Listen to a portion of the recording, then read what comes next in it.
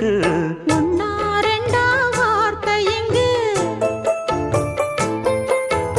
ஓயாதையா வாழ்க்கை இங்கு ஆராதையா ஆசை என்று. பாட்டுக்குள்ளே பாட்டிருக்கு, படிச்சுக்கத்தா மனசிருக்கு. இந்த வயசு இப்ப